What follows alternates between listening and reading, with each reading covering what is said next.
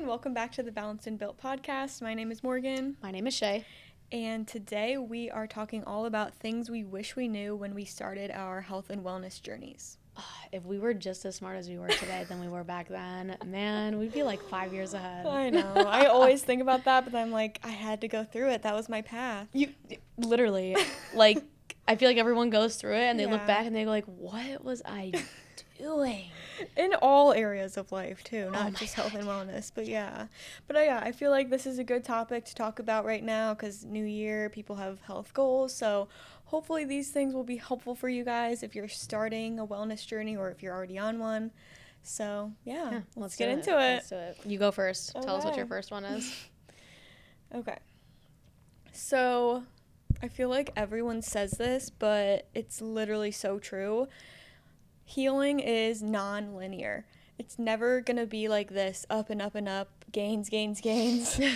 For me, when I talk about like my healing wellness journey, it's mostly like hormonal acne, PCOS, hormonal imbalances, but also like anxiety, mental stuff. So just for some context, but yeah, it's literally going to be like this. Like you're going to have wins and you're going to find things out about yourself and you're going to find what works for you. And then maybe you're going to have some rougher times and kind of regress a little bit. And that is so normal. Like it is not linear. You can't expect to just be, like I said, up and up and up. And also going along with that, you're never going to be like fully healed. You're never going to reach that like 100%. Like it's a lifelong thing. You're always learning and growing. Your body changes too as you And you change like so much. So I just wish that I knew that. It was going to take a lot like longer than I expected,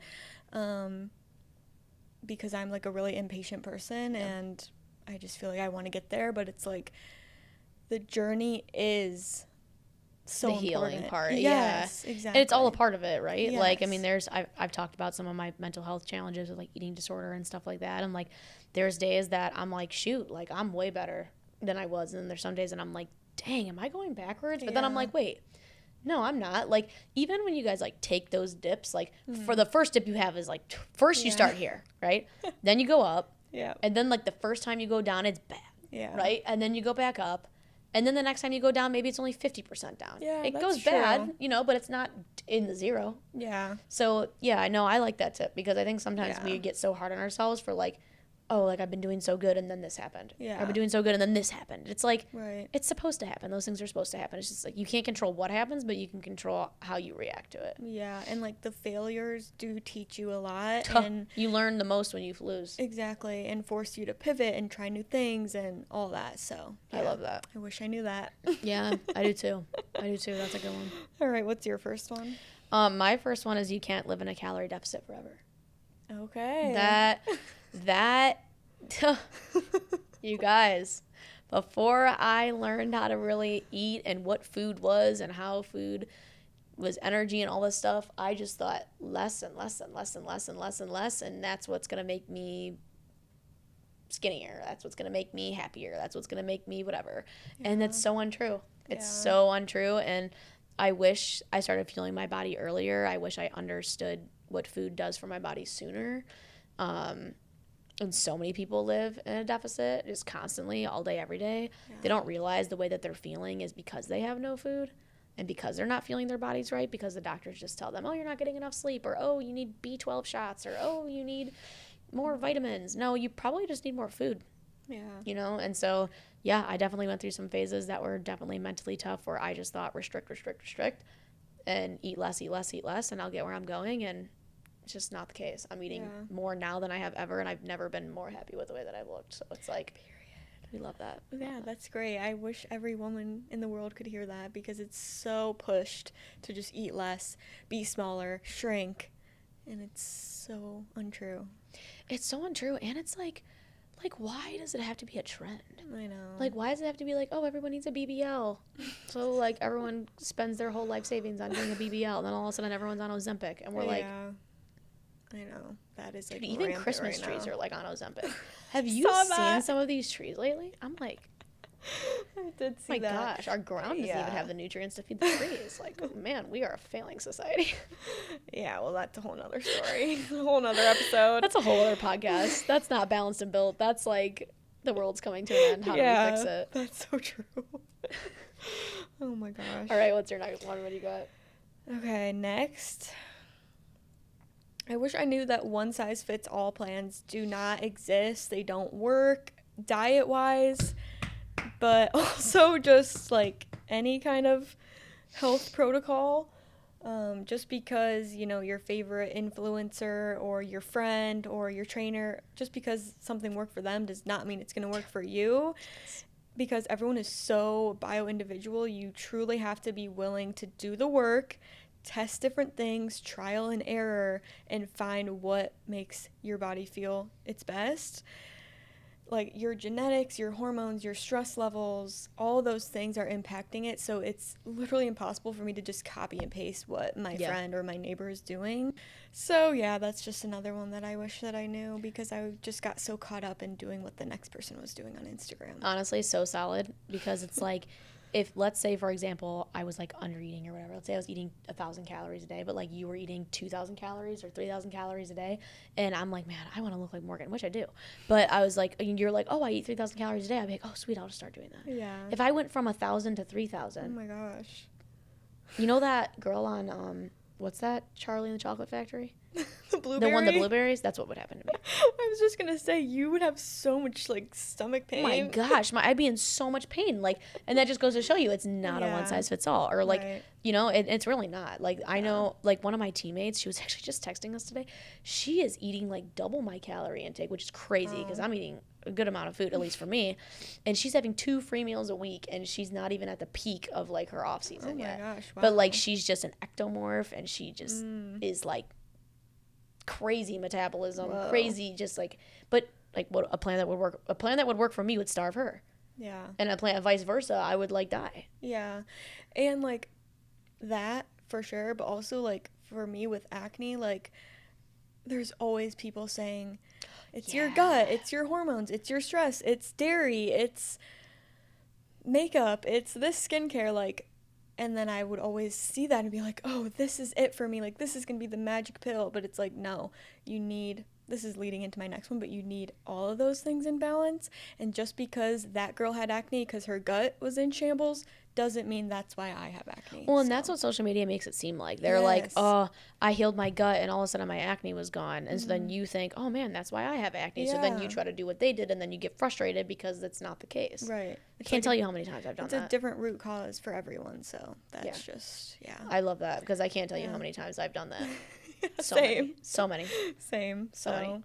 That would have saved me a lot of trouble, but I digress. Me too, honestly. Yeah, me too. All right, what's your next one? My next one, mine I feel like are all gym focused, but my next one is I wish I learned what progressive overload was sooner. And we talked about this in a previous episode already. Yes. So if you haven't, go listen to that one. It's our how to build muscle episode. But when I had my injury, after I had my injury, I mean, every doctor told me I shouldn't be doing what I'm doing, and I shouldn't do anything, and I should just sit on the couch and da-da-da-da and just like take walks. So I was so afraid to lift. And I also didn't really know what progressive overload was. And so, like, I'd work out my upper body hard as heck. My lower body, I'd be like, yeah, like 15 pounds is good. Yeah. You know, like that's fine. Because I was so scared. And so now looking back on it, like in my off season now for bodybuilding, I'm trying to bring up my lower body.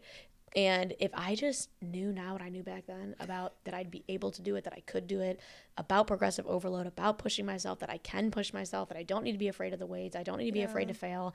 If I just knew those things, I probably wouldn't be like in a spot now where I need to make sure my lower body grows. I would just be growing all together, not specifically trying to grow a certain area. And also too, that goes for my injury as well. If I knew how to progressive overload earlier, I probably would be a lot stronger, and my leg would be a lot stronger now, because now I can like walk for 20 minutes straight, and I can like do a lot more things now versus before I was so afraid to even try it because I was either in a lot of pain or recovering or afraid I would do something more to it, that I probably would be able to walk even for 45 minutes now straight, but I can't. So it's like, you know, I kind of put myself behind the 8 ball. Yeah. So I guess overall, like progressive overload, but also like pushing boundaries is a healthy thing as long as you're doing it in a safe way. And I wish I knew that sooner. Yeah. Yeah, but like, you can't blame yourself for that. That was a crazy injury. Yeah, it was. It was pretty crazy. But I think, like, Yeah, I mean, I just wish I wasn't so afraid at the beginning, you Yeah, know? that's Like, fair. and it was very scary, but, you know, Yeah. for anyone listening, like, if you're coming back from an injury or you're just trying to get in the gym and get stronger and hit goals, like, don't be afraid to fail. Maybe that's the better thing, not necessarily like, I wish I learned a progressive overload. I wish I learned that failing was okay. I wish I learned that going for 5 reps but only getting 2 was still a success. I wish I wasn't afraid of the weight. I wish I wasn't afraid to stay the extra minute on the treadmill, because I'd probably be in a better spot than I am now. But thankful for the spot that I am in, but hopefully that helps someone. Yeah, that is helpful. All right, next. I wish I knew that stress would impact my health as much as like supplements, food, workouts, like all the physical stuff. I wish I realized how much being in a state of fight or flight constantly and having a dysregulated nervous system was impacting my progress with my skin and with my hormone balancing journey. Like I said before, this kind of like healing from these chronic conditions is so holistic. You need to have everything, like focusing on all of that. I mean, obviously for me, I didn't focus on all of it at once. I kind of went through phases where I did like a gut healing phase, and then I was focusing on sleep, and first was definitely nutrition and working out and moving my body and reducing toxins in my cleaning products and personal care products. And stress is the biggest one that I'm trying to focus on now, because like I said, you can't heal if your body doesn't feel safe. So I feel like that should have been more of like a focus at the beginning, instead of just those like physical tangible things like nutrition and supplements, which, not to say that those aren't important and can't help, but like I said, you can't out supplement stress or a dysregulated nervous system. It's just like not possible. Yeah. And I think like to add on top of that, people don't realize that those things do affect your body, and it does affect your hormones, physically. Which then it literally physically affects your body. And so, but we're never like taught that. It's just like, oh, if you eat too many potato chips, that'll affect your body. It's not like, oh, you're really stressed out, your hormones are going to get screwed up, your period symptoms are going to get screwed up. Like all of it is going to just get dysregulated because of the stress. Like literal, like stress legitimately physically affects your body. Like mentally, yes, it affects you, but it does physically affect your body as well. Yes, 100%. I read a really good book this year that if anyone is interested in this kind of work, mind-body stuff, it's called Mind Your Body by Nicole Sachs, and it is crazy. If you've ever heard of Dr. John Sarno. Yeah. Okay. He's like famous back pain doctor. Her book is based on his work, but it's all about how doing this deep emotional work heals people of chronic pain. And it's so amazing. Like there's so many success stories. It's crazy. It's like, obviously not if you have a physical issue. Like these are for people who have done all the testing, everything is normal, they can't figure out what's wrong, but then they start on this deep emotional work. She has like a journaling practice and a lot of other techniques, and then they're able to like heal. It's the craziest thing. It's on. You have to send me that book. I want to read it. You can borrow it, or it's on Spotify audiobooks too. But it's literally, it was so eye-opening, and it just goes to show that health is, like we said, physical, but also mental, emotional, and spiritual. Like you have to have all of those things in balance to feel your best. So I totally agree. And I think I didn't realize how big of a factor like the mental stuff has on my body until I feel like I brought up bodybuilding a lot in this episode, but until I started bodybuilding, because like when it got to the end and my coach was like, you are stressed and you're holding on to water. I'm like, what? He's like, yeah, stress will make you hold on to water. And I'm like, how? But like that is a real thing. Or like if I'm mentally stressed, like my body's not going to do what it needs to do because it's too busy trying to fight or flight doing something else. But like even on a day-to-day basis, like if I'm having a really stressful day, I feel like I can like feel it. Yeah, definitely. Yeah, it's just not talked about, so no, wish I knew that sooner. Yeah, I did. Yeah, me too. Me too. Okay, my next one is that food is a non-negotiable. I don't care if you are stressed. I don't care if you are busy. I don't care if you don't feel hungry. You need to feed yourself and you need to eat. I'm so tired of that. I went through the phases of going through breakups and I didn't eat for like 3 days. I went through phases of thinking, oh, it's fine, I'm not hungry in the morning, so I'm not going to eat until lunch. And then I didn't really get hungry at lunch, I'll just have a snack in the afternoon. I went through all of that. Don't do that. It's holding you back from your progress. It's holding you back mentally. Your mental performance is getting held back. Your body performance is getting held back. You're affecting your sleep. You're affecting your hormones. You are literally sabotaging your own body because you are making choices not to eat for literally dumb reasons. I don't care if you're not hungry. I don't care if you're busy. You need to find a time to eat because it's not even about what you physically look like. It's about how you're going to mentally show up for yourself every single day. And if you are not eating and fueling yourself, you're not going to be able to do that. And once you do, you're going to realize, wow, I'm doing way better at work. Wow, I'm kind of a better friend. Wow, I'm actually a better girlfriend or a husband if you're a dude watching this. Like,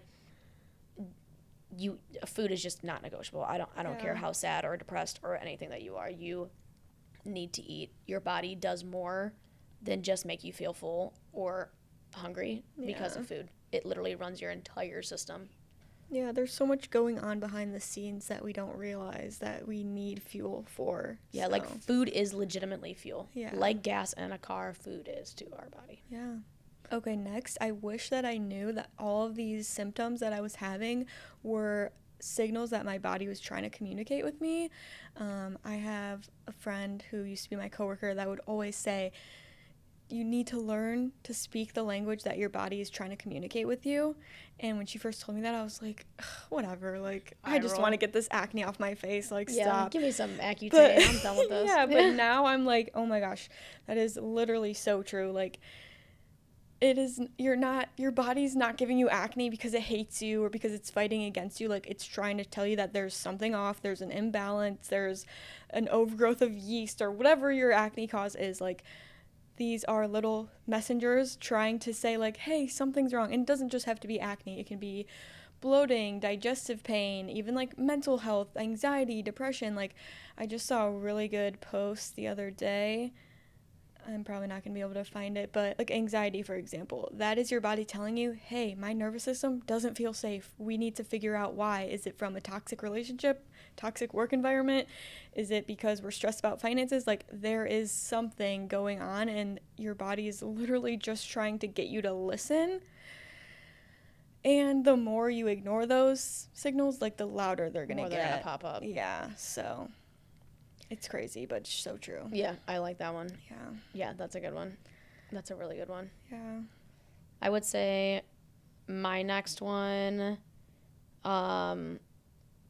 this one's a little heartfelt, I feel. Okay. But you have to I wish I learned sooner to surround myself with people that inspired me, people that I want to be like, people that have similar goals as me, people who push me to be better, and, like, there's a mutual friendship there and have the same values.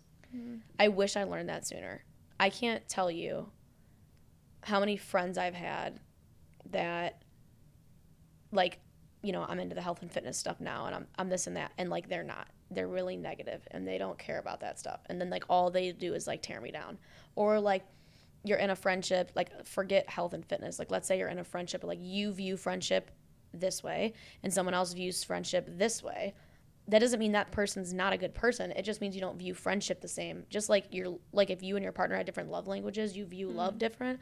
Like, some people view friendship different, and I used to really beat myself up on, like, am I being a bad friend? Like, is that why this person's not talking to me? Is that why this person's always negative when they're around me? Is that why this person, you know, never asked me to hang out? But then I just had to realize, like, it's not that they're bad or they're a bad friend. It's just that the way that they view friendship and the way that they act upon friendship and who they are as an individual is not aligned with who I am as an individual and how I see friendship and what I want out of friendship.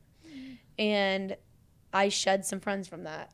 And I love those people to death. To this day, I would do anything for them. And anyone that knows me, this is so aggressive, but I've told you this before, I can't be acquaintances with people. I wish I knew that sooner on. That's another thing I wish I knew. Like, when I'm friends with someone, I am so ride or die. It's not, like, I have legitimately thought about the fact that I would die for the people that I am friends with because I love them so much. And when I'm friends with someone who doesn't have that same pull, it's very hard for me. Yeah. And that caused me a lot of stress, a lot of questioning myself, a lot of insecurity, a lot of, honestly, sadness, because I felt like I just was being not held down, but like nobody around me like was like the way that I was. And I just felt so unfulfilled and just like I was everybody's punching bag. And so I kind of wish that I knew sooner to like, it's okay to grow away from people, because you're going to find people that inspire you, that align with you, that have the same goals as you, that live similar lifestyles as you, that view friendship and see friendship the same way you do, so you feel valued in your friendship. So that one, I guess, is a little less health focused, maybe. But like in a way, it was mental health for me, honestly. I feel like that still fits in for sure. Like friendship and social aspect is definitely a part of. Yeah. Like we have a wellness wheel where I work, and that's on it. It's like relationships. Yeah. Yeah. So. I mean, that's like, so and even too, like on the bodybuilding side, like I have some friends that literally won't even see me when I'm on prep, because they're like, well, you can't eat, so.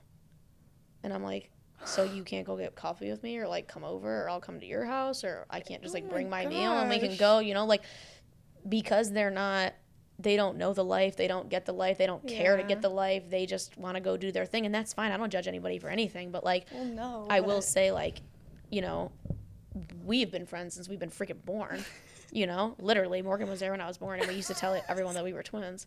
But it's true fact right there. I hope that guy at the gas station still remembers that. But through the years, like, thank God we both found health and fitness, because like we both align in that way. Yeah. Like, and I just like, I know that we could be like, oh yeah, let's go do a coffee date, let's go do a walk. Like those things are like fun for us, versus like some of my other friends would be like, well, if you're not gonna go to the bar, then I don't want to hang out. And I'm like, okay, sick. That is so relatable. I struggle with that too with friends now, like people just wanting to drink and go out, and I'm just like, I don't want to do that. Like, I'll go to dinner with you, I'll try a new restaurant with you, but I don't want to stay out all night. You guys know how I feel about my sleep. Like, I'm not doing that. So yeah, I can relate to that for sure. It's hard, but it does kind of show you like who your real friends are, who's really going to support you, ride or die for you, all those type of things. So 100%. It's like part of the journey as well. So yeah. All right, so what's your last one? Last one is that nothing you see online is real. Oh my God, this is so true. And I kind of already talked about this with the magic pill, magic sauce, magic healing thing. But yeah, like people are only posting their highlights. I wish I knew that, and it would just help me with the comparison. That's something I struggled with so hard, is comparing my life, my accomplishments, my body, my skin to other people. And it's something I still struggle with, but I feel like early on, if I just would have learned that. Ooh, that would help on me. Yeah. A couple things made me realize that. Number one, I tell people this all the time. I especially tell like young girls this, like teenagers and stuff. I'm like, okay, so you've been to how many countries? Me? Yeah. I think 10 or 11. 11 countries, been multiple places all over the U.S. Yeah. Have you ever seen a perfect human that stopped you in your tracks? Like, no. No, because they don't exist. Not in real life. Exactly. That's my whole point. Everybody on Instagram is stopping you. Yeah. Like, you're stopping, you're scrolling. Yes. This person is beautiful. Yes. You have never once seen somebody that goddess-like in person. And you've been to 11 countries and all over the United States. I have also been all over the place. Yeah. I was just in Dubai, which is like the most luxury whatever in the world. Yeah. I did not stop my tracks and go, oh my, because they don't exist. Yeah, that is Everybody so true. is perfect online. Everybody edits their photos. Everybody's using Facetune. Everybody's clearing their skin. Everybody's making their hair shinier, and also only posting the. Oh wait, another one too. I know someone, this one guy, that he posts like how rich he is and all this stuff, dude's in like $70,000 of credit card debt. Oh yeah, I know him through somebody, but it's like a credible source. But like you don't know that, you guys. You don't know what somebody is doing to pay for the lifestyle. I also know people that like YouTube vloggers and stuff like that. That when they started out, like they'd buy all these bags, these Louis Vuitton bags, all this stuff. Buy them, return them. I've seen this. People do that. All makeup reviewers, gym clothes, buy, return, buy, return. So like, don't compare your life or the way that you look to anybody online, because you truly do not know. I mean, even when I was going through the hardest times of my life with my eating disorder, I would still post online and smile. Nobody would, even with my leg. Yeah. Literally, when I was in so much pain, I just cried myself to sleep every night. If I was at a restaurant, nobody would have knew it. Yeah. So it's like you can't believe it. Yeah, I mean, and I'm even guilty of that with my own stuff. I have posted something where I'm like, wow, if people knew the reality behind this, like, it's crazy. It is. I'm trying to think of an example right now. Oh, like, here's a lighter example. Like, I try a new recipe. I post a picture of the meal. It looks beautiful. It's so aesthetically pleasing. I take a bite, and I'm like, oh, this is not good. I'm never making this again. Like, what? But I'm not posting that. I'm not saying 0 out of 10, guys. Don't make it. Like, I'm just posting the meal, and that's it. And then you or someone else sees it, and it's like, wow, that looks so good. Like, I wish I could cook as much as her. Like, and I'm not saying this to say that happens every time, but I'm just sharing it with you guys to be transparent. Realistic. Like, literally, it's only the highlights. It's only the highlights. That's one. So I've been recently trying to grow my social media more. Mm-hmm. And so one thing that I promised myself I would do is I would post my off-season pictures. I'm not just going to post when I'm shredded, because that's like unrealistic for myself and for everybody. Yeah. And one thing that I've been trying to do is post my check-in photos at least every week or every other week or something like that. And it's hard because like I used to be shredded and now I'm not shredded anymore. So like my brain's like, oh, say all the mean things in my head, whatever. But I still get out there and I post it because I want people to see the realness. Yeah. Like, hey, and I tell people in my post too, like, here's my mental update. Like, I'm actually doing pretty good, or like, I'm not doing very good. Like, I try to be transparent, like, whatever it is. Like, just because I don't want people to think that, like, my life is perfect or anything like that just because I'm trying to post online or, like, whatever it might be. Like, and I just feel like that's so fake. I think people love that. Like, Alex Earl, she would always post her bare skin, and that's how she, like, grew her following, because she was being transparent. Like, I try to post that on my TikTok. I feel like I can be more vulnerable on TikTok than Instagram. Yeah, we've talked about this. I love your TikTok. So I feel like if you guys want more of the real me, go on TikTok. But honestly, go follow Morgan on TikTok because her TikTok is so good. I just feel like I can be more myself, but it's so true. Like, the more authentic you are online, I feel like the more people gravitate towards your content. Yeah, I feel like that too.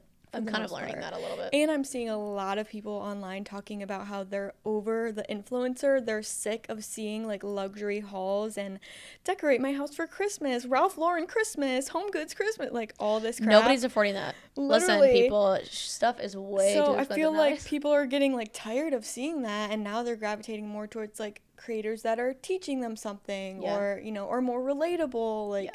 my 5 to 9 after my 9 to 5, like, people want that more relatable content. I totally agree, because like nowadays, especially for young people, like, things are so expensive. It's like to watch some influencer online fake that she has 10 Louis Vuitton bags that she's doing, or these luxury hauls, or like you said, Ralph Lauren Christmas, whatever it might be, my new Dior or whatever.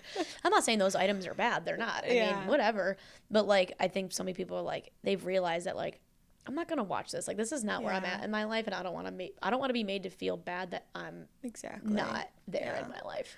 100%. Especially because you don't know the story that person could be in, dead, or maybe that person made it, and great for them. Like, great I think for them, but it's still not relatable to me. Yeah, it's still not right. Exactly. Yeah. I totally agree. For sure. Yeah, social media, man. Yeah. Social media is not real. Yeah. Crazy. Unless you try to make it real, I guess. Yeah. So, that's all the tips. I think that was all of our things we wish we knew sooner in our healing journeys. So hopefully you guys learned something from this. But I really want everyone watching to comment down below something that you wish you knew when you were just starting on a wellness, healing, weightlifting journey. Because I think that would be interesting to read. So comment that down below. Awesome. We all good? Yeah. All right, you guys, like, comment, subscribe, leave us a 5-star review. It really helps support our channel and allows us to continue to do this type of content. We hope you enjoyed this episode. Share it with somebody that you love, and we'll see you next time. Bye.